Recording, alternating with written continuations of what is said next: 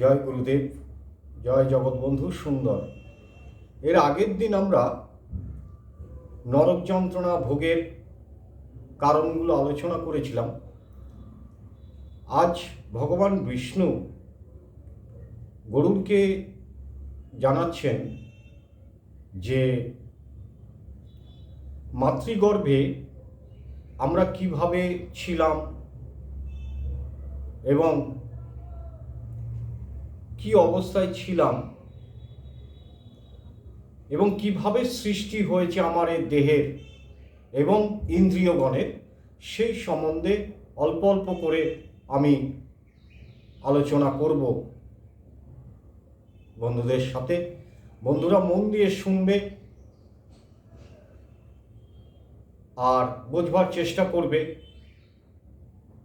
এগুলো সবই সত্য ঘটনা এবং সত্যি হয়ে আসছে, এগুলো চিরন্তন সত্য।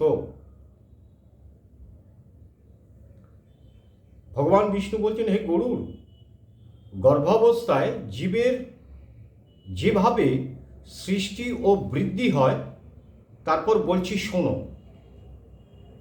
শুক্র ও শনিত যোগে পিণ্ডের সৃজন হয়, অর্থাৎ সৃষ্টি হয়, পিণ্ডের সৃষ্টি হয়। পিণ্ডের মাঝারে জীব হয় বিবর্ধন। এক দিন রাত্রিতে হয় কললাকার। পঞ্চম দিবস অর্থাৎ 5 দিনে হয় বুদবুদাকার। চতুর্দশ দিনে মাংস আর ধাতুর সৃষ্টি হয় মায়ের পেটে। বিংশতি দিনে মাংস দৃঢ়তা লাভ করে। 25 দিনে বল আর পুষ্টি লাভ হয়। 1 মাস পূর্ণে পঞ্চতত্ত্ব সৃষ্টতায়, অর্থাৎ সৃষ্টি হয় পঞ্চতত্ত্বের দেহের মধ্যে। দ্বিতীয় মাসেতে ত্বক ও মেদ জন্মায়। তৃতীয় মাসে অস্থি ও মজ্জার গঠন হয়। চতুর্থ মাসে কেশ অর্থাৎ চুল, অঙ্গুলি এগুলোর সৃজন হয়, অর্থাৎ সৃষ্টি হয়। পঞ্চম মাসেতে কি হচ্ছে? কান, নাক, মুখমণ্ডল এইগুলো সৃষ্টি হচ্ছে, আর বক্ষদেশ আদি হবে গঠন। তাহলে এই পর্যন্ত আমরা আলোচনা করলাম, এইটুকুনি থাক। আবার পরের ভিডিওতে সপ্তম মাসে কি হচ্ছে, অষ্টম মাসে কি হচ্ছে, এইগুলো নিয়ে আমরা আলোচনা করব।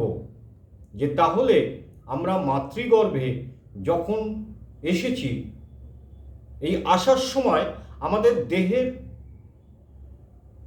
শুধু নয়, দেহের মধ্যে যে সমস্ত চক্ষু, কর্ণ, নাসিকা, ত্বক এই যে ইন্দ্রিয়গুলো আছেন, সেই ইন্দ্রিয়গুলো কখন কিভাবে সৃষ্টি হয়েছে তা আমরা কিছুটা জানলাম। আবার এই কিছু কিছু করেই আমরা অনেকটা পথ এগিয়ে যাব। ধর্মকথা শুনুন মন দিয়ে, তাতেও অনেক পুণ্যফল লাভ হবে। জয় গুরুদেব, জয় জগৎবন্ধু সুন্দর। ভগবান বিষ্ণু সকলের মঙ্গল করুন, সকলের কৃষ্ণ ভক্তির উদয় হোক।